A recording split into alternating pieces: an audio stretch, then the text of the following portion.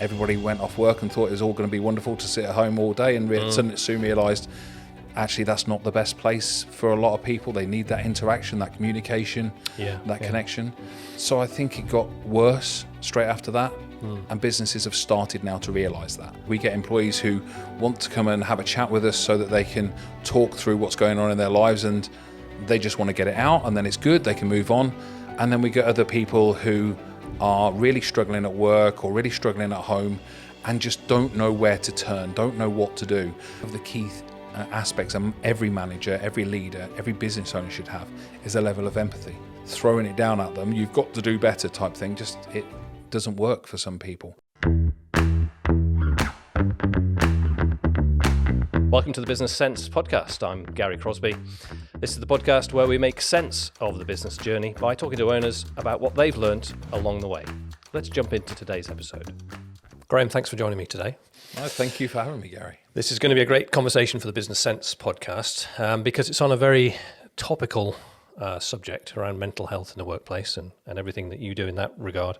But let's do a bit of context first. Just tell the viewers what you're doing at the moment. Sure. So my business is split into two different parts. I have a training aspect and a coaching aspect, mainly focused around mental health in the workplace. Mm-hmm. So I help businesses to support the mental and emotional health of their staff. That's the primary aim. That's done through a variety of one-to-one coaching, group coaching, workshops, trainings, and kind of all in between. So anything where people need support in the workplace with their mental, emotional health, mindset, mental resilience, that's what we cover. Yeah. And there is an employee assistance program as well? Yeah, so we term it as an employee assistance program. We're a bit different to a standard employee assistance program. The standard employee assistance program is kind of like an insurance. So people will pay, or a business will pay anywhere between a small, tiny amount, less than £1 to £5 per person per month, depending on business size. Whether that gets used or not, they still pay that. Okay. We sell blocks of sessions so that the business only ever pays for what they use. So we're trying to do it in a different way for the businesses to save money, to add to their bottom line while also supporting their staff. Yeah. And let's just start with an overview, really. I mean, when you're out there in the working environment and you're working with your clients and you're looking at the businesses, what is the current state of mental health in the workplace? I think it's improving. I think if you took it 5 years ago, certainly before what happened in 2020, I think it was in a particularly bad place. Employee assistance programs had started but weren't really gaining traction, and it was almost a tick box exercise if people were doing it. As the pandemic hit, everybody went off work and thought it was all going to be wonderful to sit at home all day, and suddenly soon realised actually that's not the best place for a lot of people. They need that interaction, that communication, that connection. So I think it got worse straight after that. And businesses have started now to realise that. And they've started to realise that and actually do something about it. And the more businesses I talk to, the more they're going, we need this. Yeah. We need this to help our staff out. And it needs to be more than a tick box exercise. For sure. Yeah. What kind of symptom, and we'll come on to the causes in a minute, but I guess the symptoms show in the employees. What are the most common symptoms that you're seeing? So a lot of people, you hear the buzzwords, and I don't like the buzzwords very often. So burnout is a buzzword at the moment. And what tends to happen when that buzzword goes about is more people suffer from it because it's the buzzword at the moment. Yeah. We do see genuine burnout. We see stress, anxiety, and things along those lines that don't just affect the workplace. People take those home and affect the family life and the home life. And similarly, the family life and home life, if there's stresses there, financial stresses, we're all aware of that at this point in life. Yeah. Cost of living. That comes into the work life as well. So it tends to be a broad-ranging spectrum.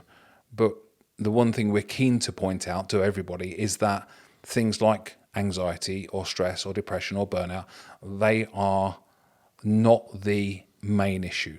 They're the symptom of what's really going on. Yeah. And very much in the media and social media, they're seen as they are the enemies. Depression, anxiety, that's the enemy. Well, it's really not. That's a symptom of what's going on. We'll definitely come on to the causes, but what I'm interested in is how this manifests itself, because of course all humans are completely different, and therefore what causes anxiety for some, will be dealt with by others and things like that. Do you see a big scale from very mild symptoms to very profound symptoms? Absolutely. We to the employees or businesses we work with, we get employees who want to come and have a chat with us so that they can talk through what's going on in their lives, and they just want to get it out, and then it's good, they can move on. And then we get other people who are really struggling at work or really struggling at home and just don't know where to turn, don't know what to do. And their anxiety or their stress levels are at such a peak that it's making them ill. And it makes people physically ill as well. In what way? What do you see then? So we see everything from basic muscle strains and stuff, because when you've got anxiety or stress, something you tend to tense up and stuff, and people go off with neck injuries, shoulder injuries because of that. But also, particularly with stress releases cortisol into our system. Cortisol in small terms is in small doses is okay, but at high levels over a prolonged period of times has been linked to things like heart attacks and cancers and all sorts that just become devastating to the system. So we see people who are right on that edge. If you imagine a bell curve, they're right at the top of that bell curve, and much more, they're going to tip over and there's going to be a breakdown, either mentally, physically, or both.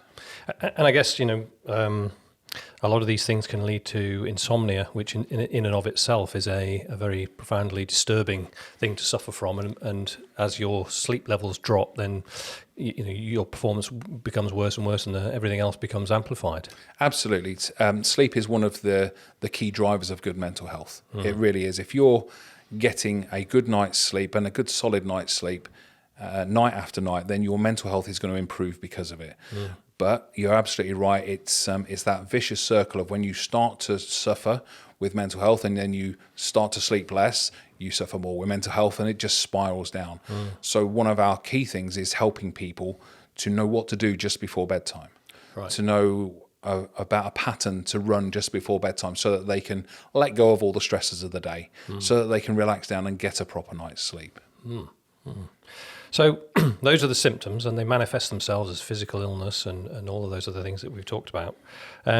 What do you think are the main underlying factors or causes? Sure. So again, the media and social media will tell you all sorts. The truth is the core of any poor mental health is when our beliefs drive our actions, our behaviors, our reactions, when they're not aligned with who we are and what we find important in life. So our identity as a human being and the things that we value the most in life, when they're not aligned, a conflict starts inside. But that conflict starts completely at the unconscious level. We don't know it's there. And our unconscious doesn't communicate to us in the same way as we communicate. It doesn't communicate in words, it communicates in emotions. And of course, if there's a conflict there, it's not going to communicate in happy, joyful, excited emotions. It's going to send us a whole bunch of stuff that we really don't like. But of course, we focus on, I feel depressed, or I feel stressed, or I feel anxious, because that's what we're told to do. What we don't do is deep dive and go, okay, where's the conflict inside that I need to resolve first? And that's what we do in my business with people. We figure out where the conflict is. We help the client to figure that out. And it's amazing how that when they know what that conflict is, they can start to do something about that conflict. Just by making it more conscious, we have conscious choices then of doing something about it. And obviously protecting patient confidentiality if they are patients. Any kind of examples of the kinds of conflicts that get uncovered? It can be anything. Usually with our belief systems, there tends to be 2 to 3 core ones that everybody has somewhere inside them. Right. And it depends on how well developed those limiting, harmful beliefs are as to how big of the conflict is. Right. So if you look at one of them will be, I'm not enough in some way. So it could be I'm not good enough, I'm not smart enough, I'm not young enough, not old enough in some way. Well, if you have something important in life, if you want to achieve something, or if your identity is you're driven and you want to achieve, but there's a belief in there that's saying you're not good enough to do that, well, there's a massive conflict in there. Yeah. And that just creates over the years. Maybe you go into your job and you want a promotion up to director level, but your beliefs are saying you're not good enough to do that. Why would you do that? You're not good enough to do that. That internal chatter that's constantly going on. Well, there's a conflict there because you want to go and do it, but then your beliefs are holding you back. Yeah. And that conflict just creates depression, stress, anxiety, whatever it may be. So it's essentially a negative self-talk in that sense. So the conversation that you're having with yourself is more negative than it is positive. Yeah, absolutely. And that conversation is driven by those beliefs that are buried deep inside us. And if a belief is something that you hold to be true, then is it easy to reframe people's beliefs in that way? I can't say it's easy. For some people who get it straight away, yes, they can start to work on it. For other people, that is so ingrained. It might have been there since childhood. Yes. So it's so ingrained that it takes work. So it's never easy. It's about the commitment of that person and the help they're getting to overcome that and reshape it into something more positive. And that's a key point. We can't just get rid of that belief. We can't just take it away. It's always going to be there because it's been there forever. Yeah. It's like a habit we've formed about, we believe this about us. What we can do is replace it so that there are stronger, more positive, empowering beliefs that fit and combine with who we are and what we value. And then we can start to see the shifts in our lives. That's fascinating. Fascinating. Are there any external factors or, pressure of work, pressure of technology, pressure of comparison with others, that sort of thing? Do you see much of that? They all play a part into those beliefs. So if we've got pressure at work or pressure of technology or something like that, and we believe we're not good enough to learn something new or we're not smart enough to learn something new, that creates the conflict inside. If we are going for a new job or we're starting a new relationship with somebody, but we fundamentally believe we can't be loved, well, that relationship is never going to work. There's going to be an automatic shutdown of the process and conflict inside. And very often the relationships break down because of that, because it's not about what you feel about the other person, it's what you feel about yourself. If you fundamentally feel you can't be liked or can't be loved, you're never going to properly open up and connect with somebody because you fear that they're going to leave you anyway. Yeah. And that just creates that conflict inside that rises up again. And in the workplace, I guess, leadership in companies has a lot to do with the environment that gets produced and things like that. Is that a factor, or how is that a factor in people, feeling that stress? It is absolutely a factor. And I think if leadership is there and they care about their staff, they employ a business such as ours to help their staff, that in itself helps the staff. Just to know that service is there, to know that the business cares about them that much, will help people to a degree. If a business is there and an owner's there who doesn't really care, doesn't suffer with his own mental health or her own mental health, so thinks, why should everybody else, just get on with it kind of thing, that then affects people tremendously because they feel a huge amount of pressure. That whole belief system of I'm not good enough or I'm not worthy or I can't do this or whatever it may be, that whole belief system, it just builds up and builds up because the pressure's coming down from above and I'm not achieving and the pressure's still coming. And eventually that bell curve just gets to the point where it tips over. And that's when you find people going off sick, people having severe problems in their lives, even their relationships breaking down because there's an associated feeling that's just taken home, even though, we're all told don't take work home with you or don't bring your relationships to work. That's a rubbish. We're all human beings and we all live our lives as a whole. We don't separate work from relationships. If something's going wrong in your relationship, you're feeling it at work and vice versa. And do you see an escalation in the symptoms or a combining of the symptoms? If somebody starts off with a mild anxiety about their progress at work or pressure at work, do you see it developing over time into something much more serious? Absolutely. So when we start that, so anxiety, depression, all of those they're patterns that we run. They're patterns that we run without knowing that we're running those patterns. And the more we run those patterns, the bigger they become, the stronger they become, and therefore the bigger the symptom becomes in whatever way that may be. And things like anxiety and depression are very closely linked in terms of patterns. So very often people will get diagnosed with both. Now, I should point out that we don't diagnose. I'm talking about from a GP point of Yes, view. yeah. But very often they'll get diagnosed with both because they're similar patterns. And what tends to happen is they work in conjunction with each other to just keep that person down. And it just escalates, absolutely. Have you seen any kind of shift in those patterns in people because of remote or hybrid working, and this sudden shift into the idea that we're not all standing around the coffee machine chatting at work, or what's the impact of that? Yeah, I think, like I said, when COVID happened, everybody thought it was going to be wonderful. They could all work from home and everything. But very quickly, people started to realize that connection, and not just connection across a video screen via Zoom or Teams or whatever you use, that connection of being in a group or even one-to-one, has an effect on our lives. Being able to chat to somebody, at the water cooler, over coffee, whatever, is a key part of our lives.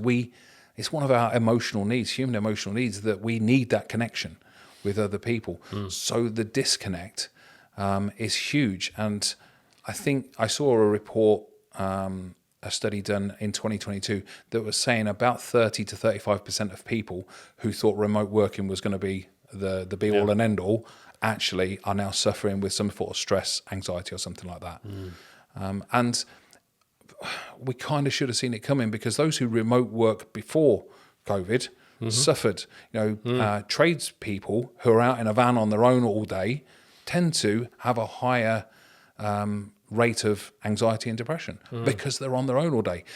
And just having a conversation with a customer isn't the conversation with a friend at work, a colleague at work, or you can talk about what happened in the football last night or what's going on in life in general. And I see that sometimes in what I call, because I am one myself, corporate refugees. They've spent their time in a corporate environment, a business environment, and then they start a business on their own that involves sitting at the kitchen table with a laptop trying to make a business work. That in itself is a very isolating and stressful environment. It is. The world I come from in coaching, similar to yourself, I see and I talk to and I train an awful lot of coaches. And what people don't realize as they go into that world is it can be a really lonely world. If you're a coach on your own, trying to build a business, trying to reach out to people, you are on your own for a majority of the time.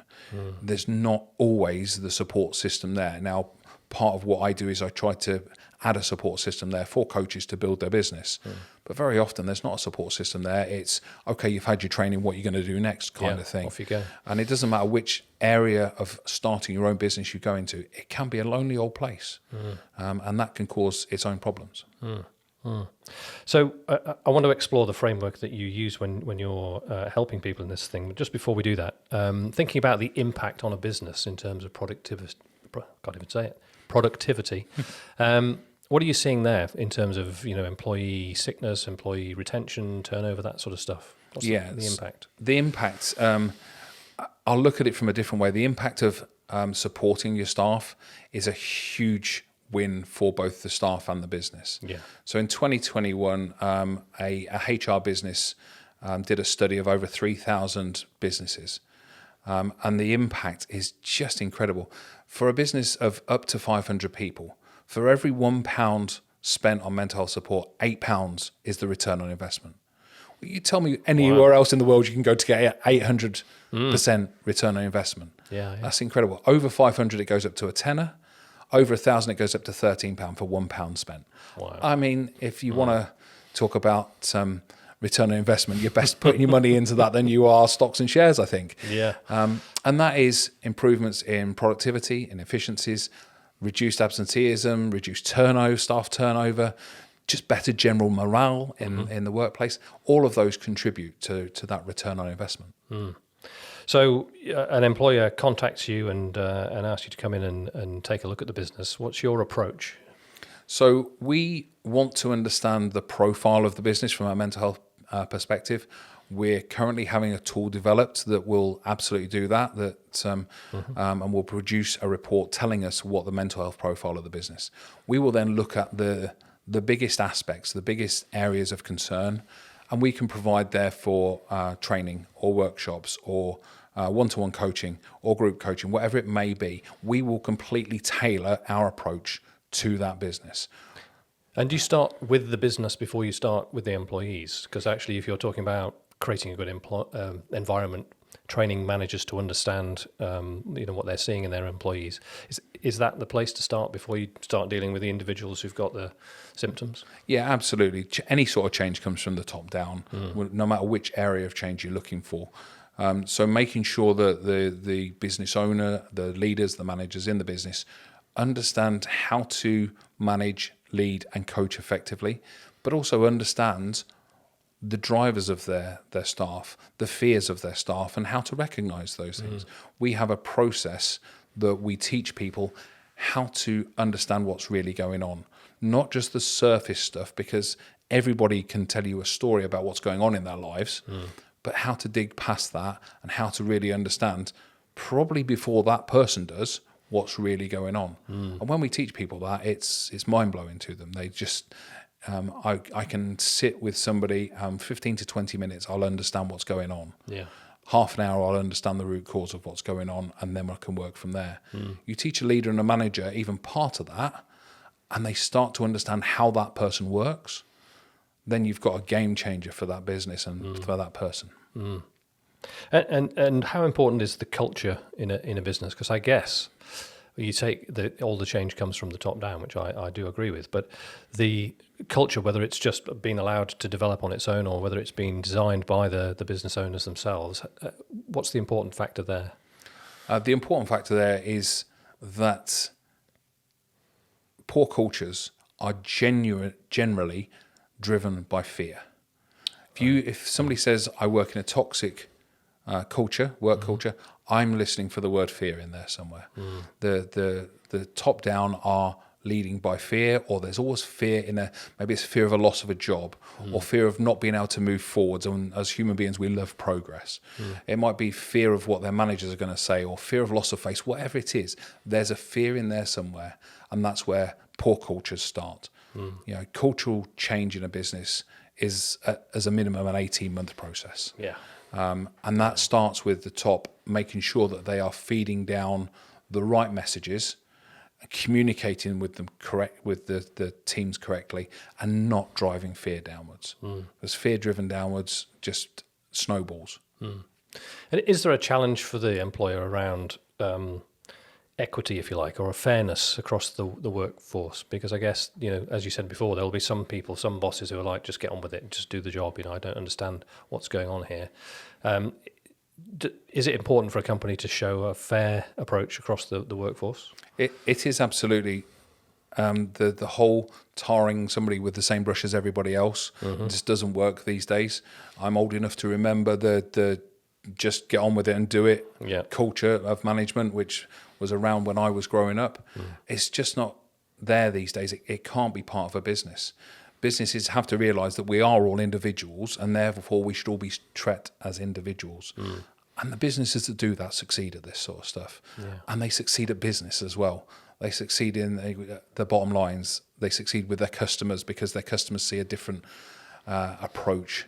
So it's a whole business approach. But I imagine it must be really challenging for the managers. So if you've got a team of people and some of them are symptom-free, for want of a better phrase, that's probably not a very good phrase, and then a lot of other people are struggling with certain elements of the things that we've talked about. How do you, as a manager, ensure that you're seen to be fair and equitable in that situation?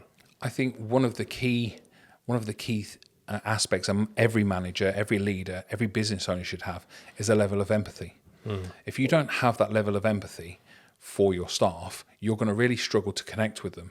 You're going to really struggle to see when they're struggling, when they're not able to complete their job, and just the throwing it down at them, you've got to do better type thing, it doesn't work for some people. And that's where absenteeism starts to come in. I think I read, I don't know how accurate this is, but I read somewhere that something like 50% of people who go off with some sort of stomach illness, tends to be some sort of stress or anxiety related. It's mental health related. Yeah. They just use stomach bug as the obvious get out of work thing, instead of saying, I'm really struggling with my mental health, or I'm stressed, or whatever. So that's an important avenue to explore as well then, because it means that we're still not comfortable ourselves as human beings about taking something like this to the manager, because I guess we feel like it might have an impact. Absolutely. And that's why we use a coaching approach. therapy and counselling still has this stigma to it. And don't get me wrong, therapists and counsellors absolutely have their place in this world. Yeah. Not knocking them at all. Coaching doesn't have that stigma. People going to a coach feel better about that than going to a counsellor or a therapist. So we use a coaching approach to help people, which gives them the opportunity to go, actually, that's okay, I can go and do that. So we were talking right at the start about employee assistance programs. They tend to be counselling based. Right. Employee assistance programs see about 5% of staff contact their employee assistance program. We average just over 20% of the staff approaching us. And one of the main reasons is the fact that we offer that coaching approach rather than counselling or therapy. The other aspect is we help the businesses to spread the word about our services rather than just let the business do it for themselves. We want to help so that people know what we offer, how we offer it, and how we can be approached. And if the managers get training through those programs that you deliver, I guess they're more receptive and more understanding to people coming to them and saying, look, I am just feeling this pressure at the moment, and we need to talk about how to get through that. Yeah, and the hope is that the manager comes out of the training and the first question they're going to ask somebody who comes to that is, how can I help? It's the most powerful question in the world. Yeah. How can I help? Because that person who's come and asked all of a sudden is more relaxed, they're calmer because they know somebody actually wants to help. The manager that says, oh, just get on with it, or you're not feeling that way, or it'll be fine, all those usual kind of stuff. Together, yeah, exactly. The manager who says that kind of thing, nobody's going to approach them ever again. No. The moment they say, how can I help? You've got a different conversation altogether. Very powerful. So we've got a kind of company situation where we've looked at the culture, we've looked at the environment, we've looked at the managers, we're making them more aware, more receptive to the idea that staff are going to come to them with this kind of stuff. When we talk to the individuals, and I may be wrong about this, but in my mind I have two kind of avenues of thought. One is that there's some self-help that the individual can embark upon, and then there's this sense that externally they are going to be helped by the kind of coaching and counselling that you talked about. When it comes to self-help, where do we start with that? Yeah, the important thing to note is that across a workforce, there will be people who want to help themselves, and there will be people who need that one-to-one coaching. Yeah. That's why we offer both. If we were just to offer one avenue, we're missing out on a whole bunch of people. I had my own struggles with mental health many years ago. I was in the vein of I wanted to help myself. That's where I was. Yeah. So we make sure that those people have the information that they need so that they can help themselves. The trainings and workshops we offer are not just, this is what mental health is. They're about offering options and solutions that people can go away and use in their own lives to help themselves. Very often I go to workshops and trainings, and have done in the past, where it's just telling you what mental health is or what emotional health is, and there's no real solution based in there. We offer solutions in everything we do because we are a solution-focused business. We don't want people having to suffer with this forever because it doesn't need to be that way. I'm living proof that it doesn't need to be that way, and we don't want people suffering for the rest of their lives or even the next year. We want people to be able to go, actually, I can use that and I can use it regularly and then I can help myself. And very often they do. And there's two aspects to that I find absolutely fascinating. The first one is that sometimes when a label is stuck on you, it can stick for a long time, which I think is really important. Do you find that people, they apply that label to themselves, or somebody else applies that to them, and that slows down any other form of learning? It's one of those things. As human beings, we do like a label. We do like to label ourselves. Now, labels can be good things. If we label ourselves as an achiever, if we label ourselves as smart or caring or compassionate, well, those are good labels. If we label ourselves as anxious, depressed, stressed, that's what we're going to be. The power of a label is when we identify as a certain thing, when we start to say the words I am and follow it with something, our entire system goes, oh, okay, that's who that person was. That's who I want to be. Yeah. That's who I am. So that's what I'm going to be. Yes. So every time we come across a new situation, if our I am is I am stressed, well, in that new situation, it's a new situation, therefore I am stressed. If in that new situation, my identity, my label is I am an achiever, oh, well, I'm going to go and look at that as if I can achieve something from it. If I'm compassionate and I come across a situation, that's the way I'm going to approach it. So those labels really hold power over us. And I am, of course, is the starting point for all affirmations. Do you teach that? Do you believe that that's a good way of raising awareness in people to use those kind of affirmations to change the internal labeling? I think affirmations can be powerful. I think more often we need to just remind ourselves about who we want to be and who we believe ourselves to be. Right. So rather than going through every day going, I am this, I am this, I am this, affirming it in our heads, just reminding ourselves in every situation, I want to be more relaxed. I want to be more driven. I want to be more excited, more happy. That way we start a process of building that habit, that pattern up, that's who we are. And every time we challenge, when we say I am stressed, and go, hang on a second, no, I'm not stressed. I'm more relaxed. I'm just feeling stressed in this moment. Yeah. There's a difference between feeling stressed in a moment and being stressed. Absolutely. And there's this kind of stoic quality to that, isn't there? I don't know if you're into stoicism and the Stoics, but there's that sense of, the environment is what the environment is. There's not a lot that I can do to change that, but I can change my own reaction to that. Can you help people to see things differently by, making them aware of these kind of sort of strategies? Absolutely. So reframing, as we would call it, is one of the most powerful things we do. When somebody sees something different, one of the key phrases I always listen for is, I never thought of it that way, or I never saw it that way.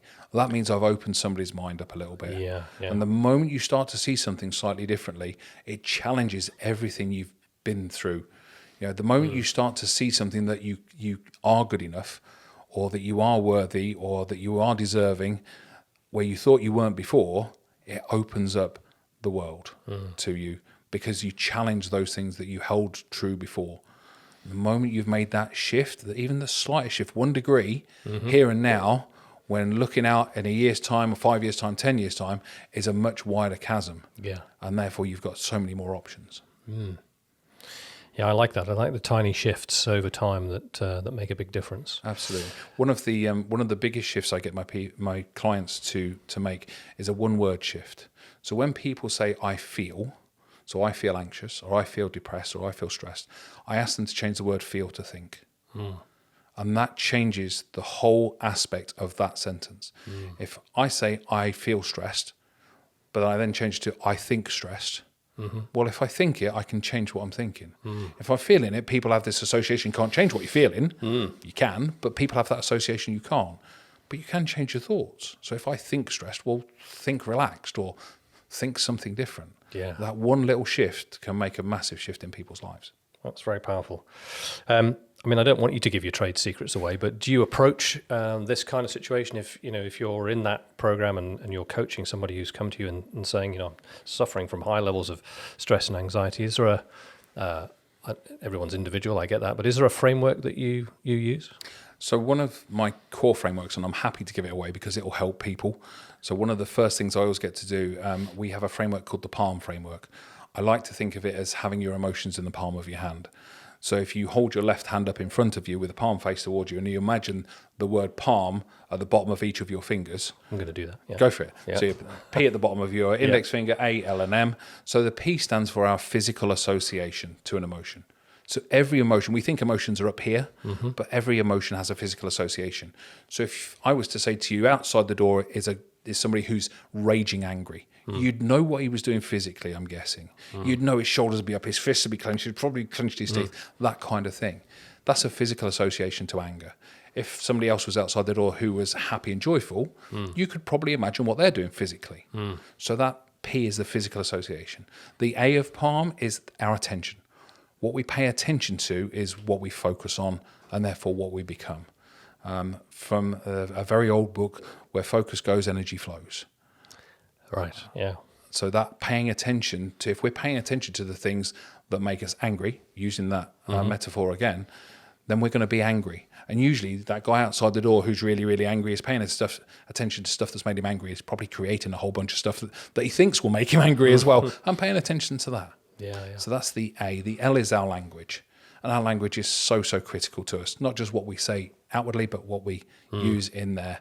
That little language shift of going from feel to think is a little language shift. But again, it's what we're saying to ourselves. The guy who's angry outside the door is probably saying something along the lines of, this makes me so angry, or that made me, or she did, or whatever it may be. The person who's happy isn't doing that. They're thinking and using language in the happiness terms. And then finally, at the bottom of the little finger, the M stands for meaning. As human beings, we create meanings for everything. We can literally spill milk on the floor in the morning and create a meaning that it's going to be a bad day. May have done that before. Yes. So when we create a meaning for something, that's how it's going to be. So if we use that framework and we shift those 4 things, we shift our emotional state. Because if we shift our physical state from being angry and up like that to relaxed and like that, we feel different. Yeah. If we shift our attention from the things that are making us angry to thinking about our holiday when we're going to go sit on the beach drinking a beer, we're not going to feel so angry. Yeah. If we shift our language from, oh, she made me so angry, he made me so angry, to how can I make myself feel a bit more relaxed right now? Different question. What does this mean? And what else could it mean is a great question. What else could this mean? Well, it could mean that they just made a mistake and I'm reacting angrily to their mistake. We shift those 4 things, we shift our emotional state. That's really interesting because I have coached people before and used Steve Peters' chimp paradox. And when you teach people the palm technique, and I've talked to people about the chimp paradox, often I see a light bulb coming on. And I may be wrong about this, but I believe that the moment of awareness is the moment when you see that big change in people. Do you get the same kind of thing? Absolutely. It's a bit like what I said earlier about when somebody says, I never saw it like that, I never thought about it like that. That's that light bulb moment. I won't explain the palm to people to start with. I will go through and I will talk to them about what happens when they feel angry, stressed, depressed. But I will use the palm framework. So I will ask them, what happens physically to you? What do you pay attention to? What are you saying to yourself? What does it mean? Then I'll explain it to them. And they'll go, oh my God. And then we'll go through. Yes. And I'll ask them, what's an emotion you'd prefer to feel instead of that? And we'll do exactly the same process. That way, they then have a conscious choice. Do they want to stay with that physical aspect, that attention, etc., or do they want to shift to that one? And that's a conscious choice at that point. Yeah. And while that may not resolve all of mental health issue, if there's depression or stress or anxiety, what it does do is it puts us in a better emotional state and we make better choices from there. Because let's be honest, if we're angry, we make angry choices. We make angry decisions. If we're stressed, we make stress decisions. We put ourselves in a better emotional state, we just make better decisions. I was revisiting an audiobook the other day, Paul McGee, Sumo, Shut Up and Move On. And he talks about his success formula as being E plus R equals O. Event plus response equals outcome. Yeah. And it's that bit in the middle, the R, that he focuses on, about the fact that, something will happen to you and it's your response that determines the outcome. Yeah, so many people don't realise that there's that response time. They've got to pause, or they can pause. They can pause. Yeah. It's the this happens, I react. This happens, I react. Yes. The moment you go, this happens, hang on a second. Then you give yourself, that's the power. You're giving yourself power at that point, the power of your emotions. And that can be life-changing too. The moment you go, hang on, or pause. I love using the word pause. Every time something happens and you're about to react, just go pause. It's amazing. That just shuts off that part that you were about to react already. Yeah. You've just changed the dynamic. You've locked the chimp in its cage at that point. Yeah. And Stephen Covey in 7 Habits of Highly Effective People, which I absolutely love as a book, talks about the gap between stimulus and response. Yeah. Unique, in his view, to humans. Yeah. At that moment, there is a choice. Yeah, absolutely. That is fascinating. The other area that I wondered whether you helped your clients with is the idea of mindfulness or meditation or being able to clear the mind and how that might help them with anxiety and stress. Do you do anything in that environment? Absolutely. I think mindfulness and meditation work perfectly together. I describe mindfulness as meditation in the outside world and meditation as mindfulness in the inside world. I love that. That they just fit together perfectly, and meditation's not just about clearing the mind. It's about focusing on one thing. because we can't really clear our minds. To think about nothing, the only people who do that are 6 foot under pushing up daisies. But if we can train our minds to think about one thing at a time in a state of meditation, and then we can do it in the outside world when we're working, playing sport, in relationships, whatever, then we have control over our emotions. Because I talk to no end of people, you're probably the same.